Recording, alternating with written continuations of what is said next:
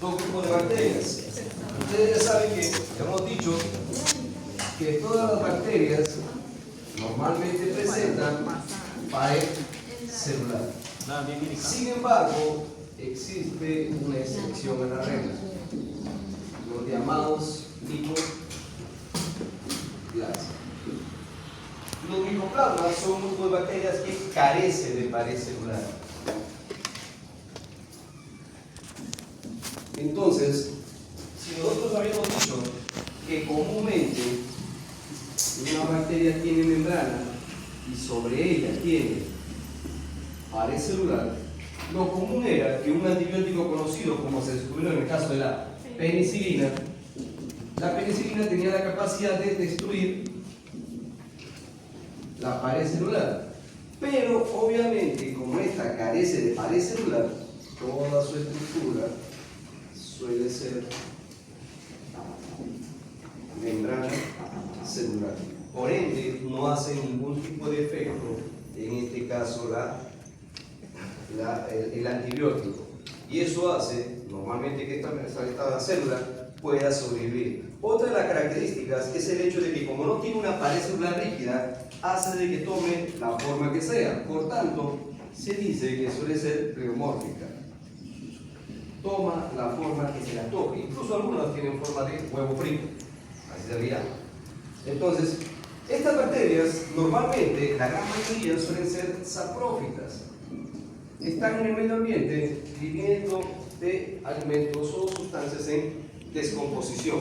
¿Entienden? Cuando hay la oportunidad, digamos, de invadir algunos organismos, en este caso el ser humano o los animales, estos comienzan a desarrollarse. Y esto hace que muchas veces, normalmente, uno identifique, por más que a alguno no le provoque la enfermedad, el hecho de tener simplemente su presencia ya indica una patología, porque no está como parte de flora microbiótica de cualquier individuo sano.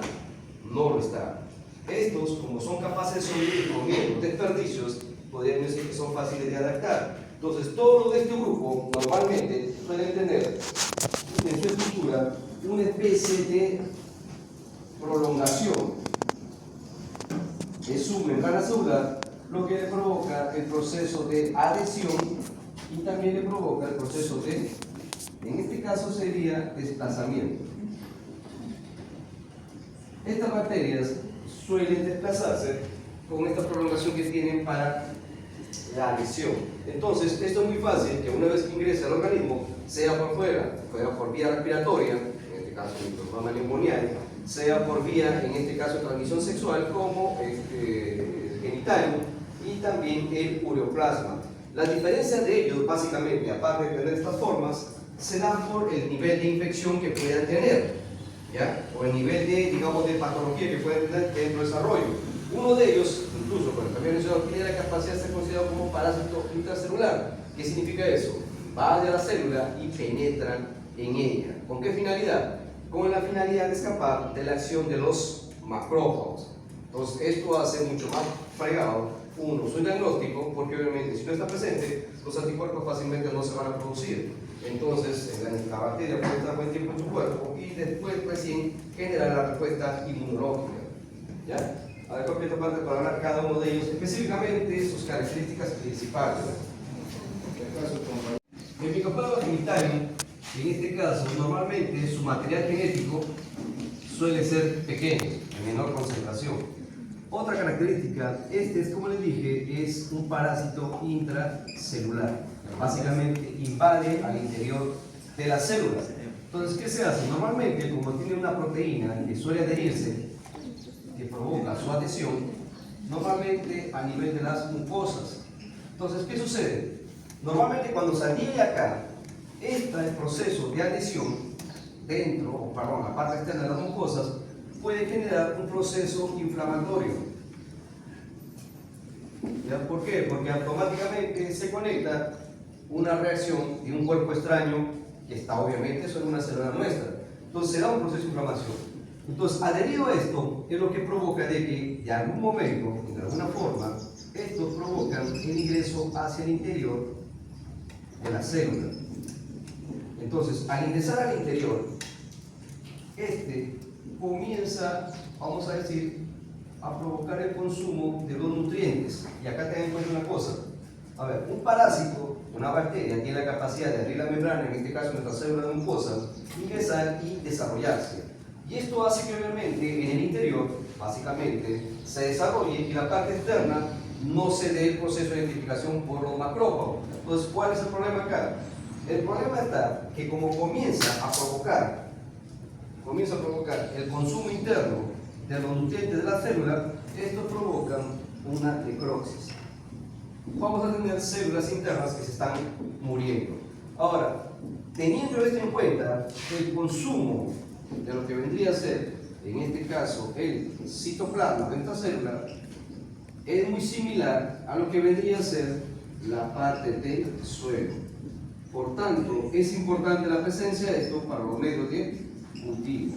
Todos los medios de cultivo que sea para aislar micoplasma o uroplasma, sí o sí necesitan suelo, sea de ser humano, sea de animal o peco conejo. ¿Por qué? Porque contienen gran cantidad de nutrientes que favorecen su desarrollo de estos microorganismos.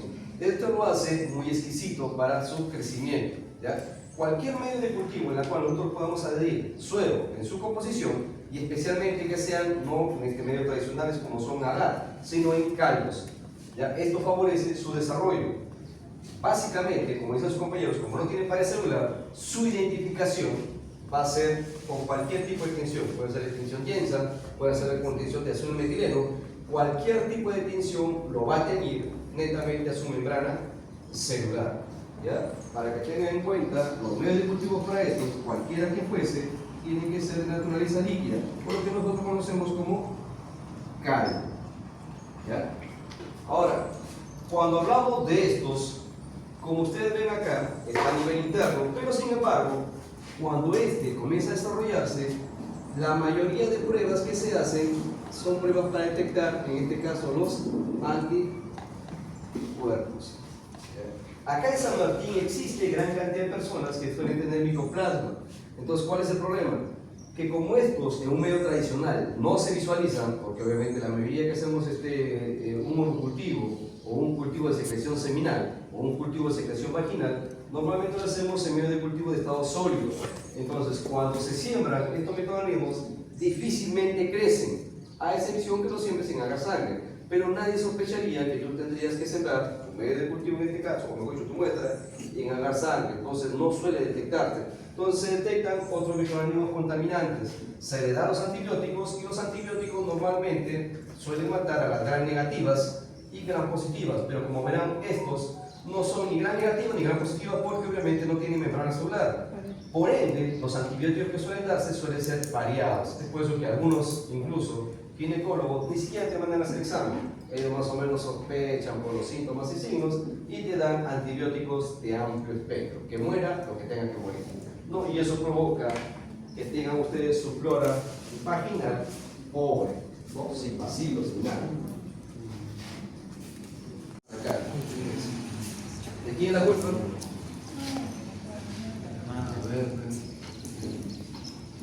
Mycobacterium tuberculosis. Presten atención. Esto viene a ser un bacilo. ¿Ya?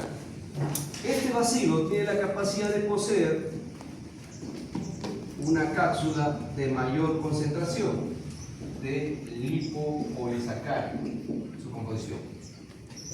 Ahora, como esta tiene una cápsula muy grande, esto impide incluso que sea fagocitado, pero como tiene gran cantidad de grasa, no es fácil hacer la tinción grasa, por tanto se le hizo una tinción propia para él, la llamada tinción baja, también conocida como Sid-Nielsen, que viene a ser que este grupo de los bacilos alcohol ácido resistente, cuya tinción es de Sid-Nielsen.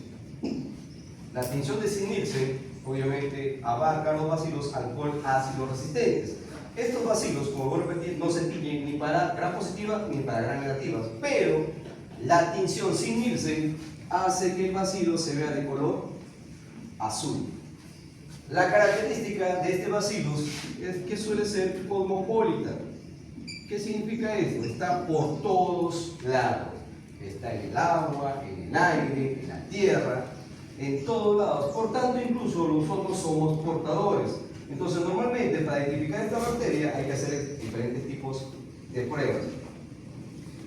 Cuando un paciente, obviamente, tiene los síntomas, vamos a decir que un paciente tiene que tener primero una tos prolongada. Estas tos prolongadas suelen ser de 15 días como mínimo. Obviamente, dolor muscular por el esfuerzo que hace al toser. Tos prolongada por 15 días, dolor muscular y obviamente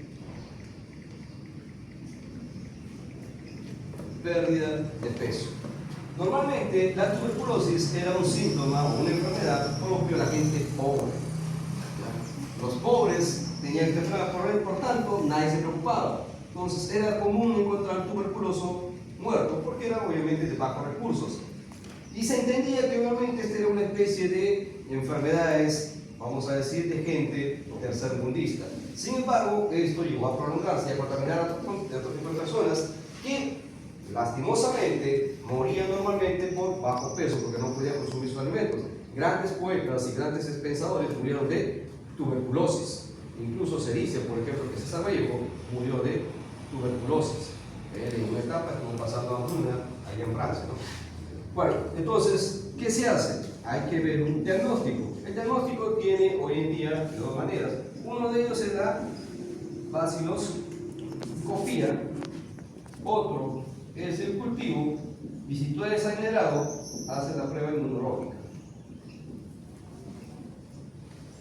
En la baciloscopía lo que se hace es contabilizar, se contabiliza el número de bacilos. O sea, se toma una muestra de esputo y se hace una contabilidad.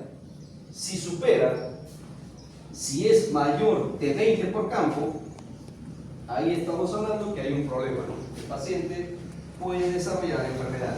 Si es menor de 20 bacilos por campo, estamos hablando que es un paciente común y silvestre que es portador de bacilos. Como le dije, puede estar en un montón de personas, pero no desarrollarse la enfermedad como tal.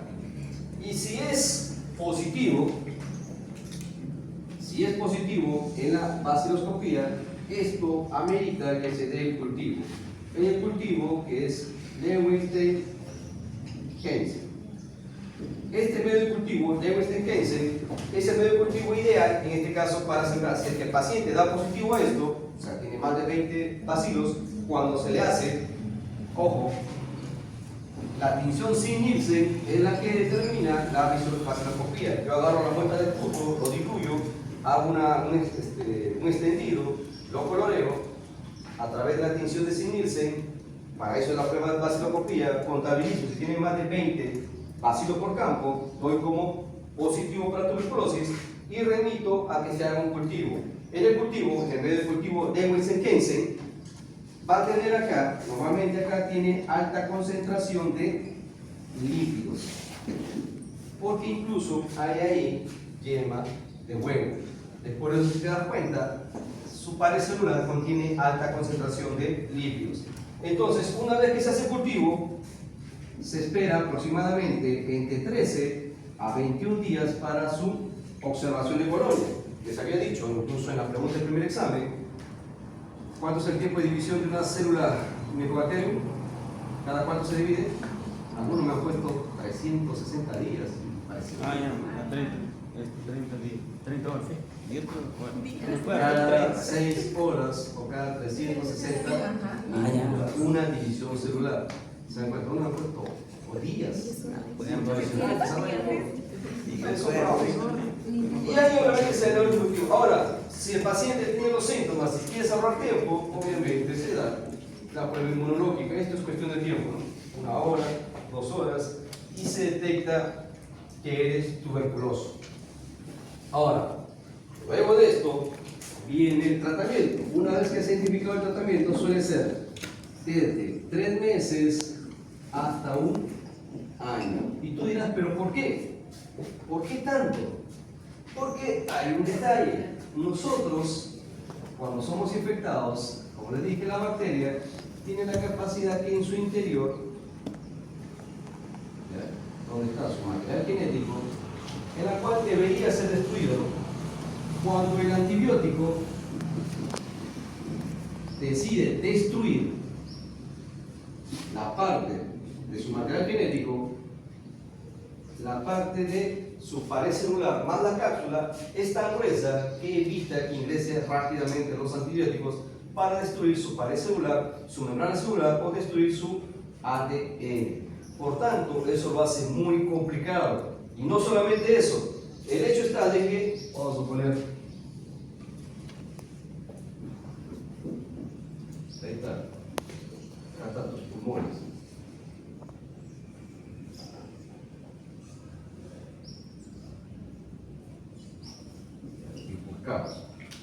Normalmente, como la bacteria ingresa por vía aérea, esta se va a destruir. Primero va a ir a nivel de los bronquios. Hasta ahí está bien. Pero ¿qué sucede? Esta bacteria, una vez que está en los bronquios, suele movilizarse, en este caso desplazarse, y llega hacia la parte de los pulmones. Pero ¿cuál es el detalle? Estas normalmente suelen, vamos a decir, colonizar, comenzar a agruparse de una manera como si fuese bloque. Entonces, ¿qué sucede? Cuando los neumocitos, como son obviamente la parte de los glóbulos blancos que están a nivel del sistema respiratorio, estos van a querer atacar, son tan grandes que no lo pueden fagocitar. Entonces, ¿qué hace? Segrega sustancias surfactantes y en las cuales hace de que se aísle. Como dice, como no lo podemos atacar, hay que aislarlos. Y estos comienzan a aislar toda esta parte de acá. El problema del aislamiento va a comenzar a que las células que están a su alrededor comiencen a morir. Después de una persona, cuando tiene tuberculosis, le hacen una placa, ven espacios blanquecinos o espacios vacíos en los pulmones, como en la época del COVID, ¿se acuerdan? Entonces, tu pulmón va a comenzar a morirse de a pocos. Aparte, como ha agregado sustancias surfactantes, el paciente, al inicio, que está a nivel de los bronquios, comienzas a botar la llamada flema. Esa flema que tú botas es cargada con gran cantidad de bacterias, producto de una forma como el cuerpo trata de eliminarlo, pero no lo consigue. Cuando ya se ha arrojado tanto tiempo en los pulmones, prácticamente los neumocitos cierran esta compuerta y entonces las células no suelen ser abastecidas. Entonces todas las partes de las células comienzan a morir. Las bacterias van a seguir sobreviviendo, ¿por qué? Porque su metabolismo es lento, no hay ningún problema. Y lo raro en esta bacteria es de que se supone que se invade al sistema respiratorio, se supone que debería ser una aerobia estricta. Sin embargo, no, puede crecer en un proceso de anaerobiosis, es decir, fácilmente tolera la ausencia de oxígeno, así que aeroaísla normal va a seguir su metabolismo de manera lenta, mientras que los pulmones comienzan a colapsar. Y ahí está el problema, ¿no? Si obviamente no ingresa o los pulmones no adquieren buena cantidad de oxígeno, obviamente hace mayor esfuerzo de los músculos y esto hace que el cuerpo obviamente te duela y aparte, como no hay buena oxigenación, estés todo el tiempo cansado. Y si no hay buena oxigenación, por tanto, no metabolizas adecuadamente, ¿cuál va a ser el otro factor? Pérdida de peso. Entonces, es común una persona débil, flacuchenta, que le dice tuberculoso. Ahí está tu explicación. ¿Alguna pregunta? También es semejante a la Mycobacterium tuberculosis, suele ser cosmopolita, pero normalmente tiene la capacidad de adherirse a las mucosas. Su diferencia básicamente entre esto es de que Mycobacterium Mycobacterium leprae suele tener un proceso metabólico, si bien es cierto lento, el proceso de generar enfermedad demora mucho más tiempo de lo que podría ser Mycobacterium tuberculosis. Por tanto, una vez que se adhiere a la mucosa, suele penetrar, ¿ya?, el tejido epitelial y puede ir incluso a nivel, en este caso, del cartílago y terminaciones nerviosas. Ahora, pero tú dirás, pero ¿cuál es el problema? No? O sea, ya va ahí, ¿por qué quiere la intención de penetrar? En las terminaciones nerviosas, como ven, todos tenemos en la parte de nuestras extremidades, se adhiere básicamente con acción de unas enzimas, en este caso, enzimas lipolíticas y proteolíticas, comienzan el proceso de necrosis. Comienzan a prácticamente a consumir, ¿ya?, las terminaciones nerviosas, en este caso las células periféricas, y también la parte del cartílago, y parte obviamente que envuelve los huesos, ¿no? ¿Esto qué provoca? La necrosis, y al provocar la necrosis, obviamente provoca su desprendimiento. Y ahí prácticamente tenemos a que un paciente que tiene lepra comienza sus extremidades, o las terminaciones o partes mucosas, tejidos, comienzan a desprenderse, a caerse. Es por eso que se decía que la lepra era una especie de enfermedad, en este caso enviada por los dioses, ¿no? Era un castigo. Normalmente existía incluso en algunas ciudades lo que venía a ser la isla, también hay la parte de la zona de los leprosos, o la ciudad de los leprosos. Acá en Sudamérica hay la parte de Sudamérica y Centroamérica, en las islas, ahí han ubicado lo que se conoce como la isla de los leprosos.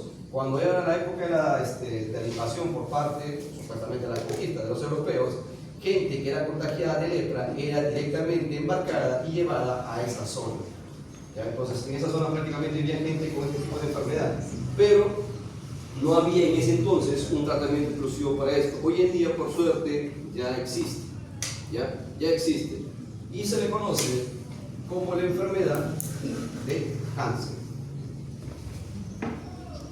Esta es una enfermedad bastante dolorosa, porque obviamente ataca a las terminaciones nerviosas, duele obviamente hasta provocar la necrosis. Como ven, son cosas diferentes. Cuando tiene tuberculosis a los pulmones, provoca el proceso de adhesión, muerte a nivel de células, y en el caso de la Mycobacterium leprae, si bien es cierto, los medios de cultivo son los mismos, la identificación incluso por vaciloscopía también, la diferencia es obviamente en dónde se toma la muestra, ¿no? Porque acá normalmente se hace una toma de muestra a nivel de hisopado, por las heridas que se forman, y también por acción inmunológica. Los medios de cultivo también lo mismo, y obviamente las consecuencias sí son más fregadas, ¿no? Los leprosos eran discriminados como si fuese lo peor que puede haber existido, ¿no? Incluso la Biblia comenta historias de gente con lepra, ¿no? Todos aducían, vuelvo a repetir, como una especie de maldición. El leproso, como el tuberculoso, era lo peor. ¿Alguna pregunta? En el caso de los animales, es característico, como el caso de nosotros, que tenemos tuberculosis pulmonar. La diferencia es de que el Mycobacterium bovis ataca los ganglios de los animales, ya netamente el sistema linfático, y esto puede provocar por obstrucción la muerte de estos animales. Antes que me olvide, existen variedades de tuberculosis, ¿ya? Existe tuberculosis pulmonar, existe tuberculosis ósea, existe tuberculosis a nivel del riñón, tuberculosis a nivel del hígado, tuberculosis a nivel del intestino y tuberculosis a nivel del ojo. Esta bacteria ha evolucionado tanto que ya no solamente es propio de los pulmones, sino que puede adherirse a otros órganos y otros sistemas. Por lo tanto, existen 6 formas en las cuales la tuberculosis se puede desarrollar, ¿no? Por ejemplo, hasta los ojos. Bacillus. Tenemos Bacillus anthracis. Luego tenemos al Bacillus cereus. Y luego tenemos al Bacillus subtilis. Son los 3 que pido que busquen información. Bacillus anthracis, cereus, subtilis. Los 3 obviamente suelen estar a nivel del suelo. Los 3, de manera general. Todos suelen estar a nivel del suelo, pero luego van a comenzar la reacción. En el caso de Bacillus anthracis, suele ser un bacilo inmóvil. Ahora, el detalle con este bacillus es el hecho de que puede producir esporas. Hasta ahí, aparentemente, todo normal. Si tú te das cuenta, el hecho de vivir en el suelo implicaría obviamente que no habría ningún riesgo, pero sin embargo, el problema está cuando ingresa a un hospedero. En el caso del hombre, el hombre puede ingresar la enfermedad a través de la boca o a través del aire. el hecho de respirar puede ingresar, o a través también de una mucosa, es decir, una herida abierta puede provocar, si la herida está en contacto con el suelo, como la bacteria está en el suelo, puede ingresar a su torrente sanguíneo. El detalle está que una vez que ingresa en el hombre, automáticamente desarrolla una espora. La espora suele ser neurotóxica. Entonces, la presencia de espora puede abarcar eso y provocar la muerte. Cuando ingresa al hombre, esta neuroespora lo mata directamente. Y esta enfermedad, cuando ingresa al hombre, se le conoce como antracis. Sin embargo, cuando ataca a un animal, normalmente la bacteria se desarrolla y forma una especie de bulbos. ¿Ya? Estos bulbos se forman a nivel del sistema linfático. En el sistema linfático se forma una especie de abultamientos a nivel del cuello, entre las patas, y esto hace que estos bulbos provoquen necrosis. Entonces, básicamente, una vez que está necrosada, automáticamente las bacterias dicen, pucha, no hay nada que comer, por tanto, aparentemente mueren y liberan su espora.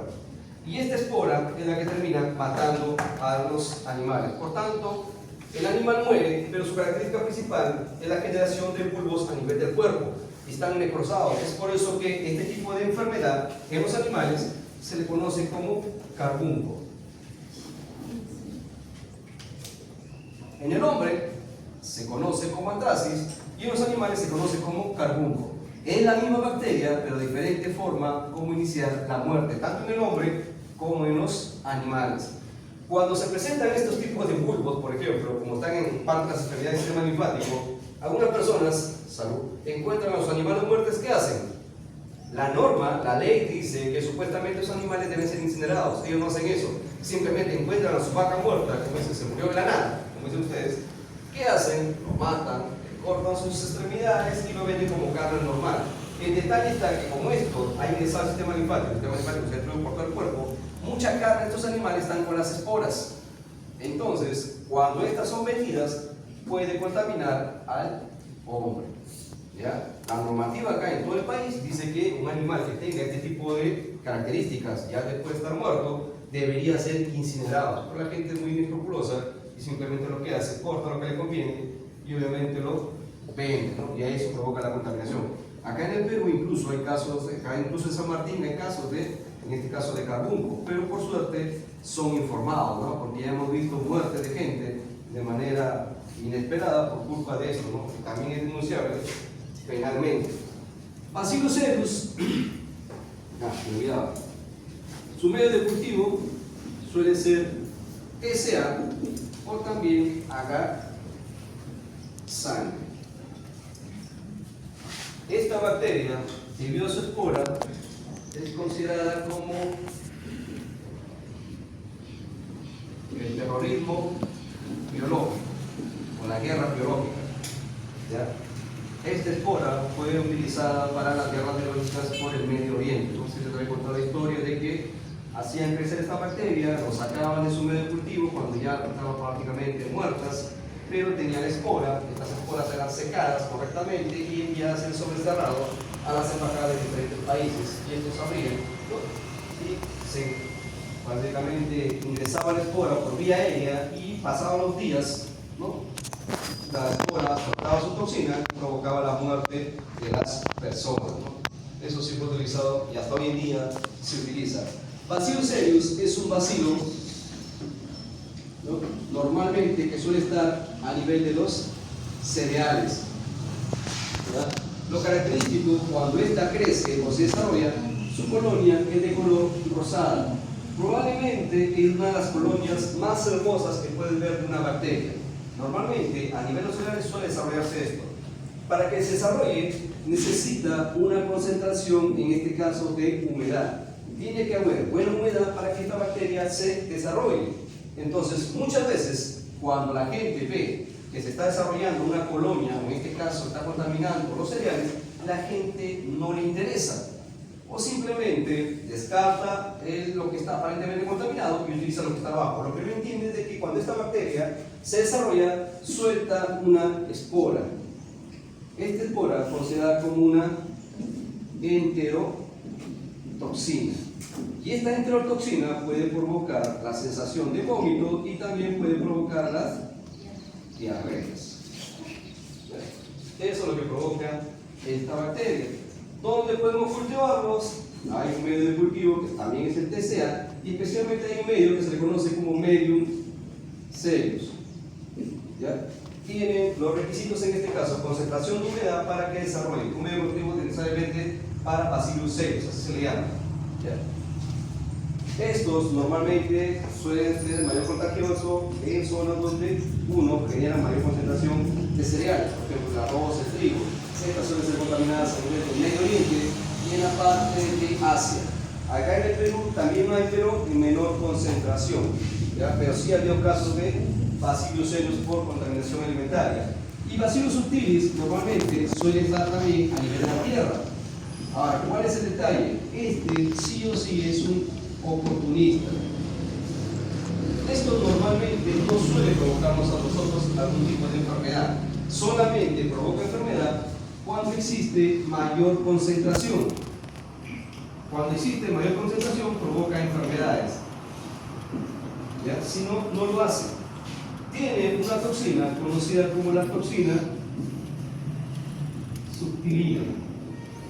Esta toxina es la que puede provocar problemas estomacales. Como le digo, tiene que haber mayor concentración. Tú puedes dejar tu medio, vamos a hacer un plato de comida a intemperie, y si hay mayor concentración de esta bacteria y cuando ingresa a tu cuerpo puede desarrollar una enfermedad, pero mientras tanto no lo hace. Normalmente incluso su toxina, y produce una espora, es utilizada para el control biológico, para la muerte de algunos insectos y hongos.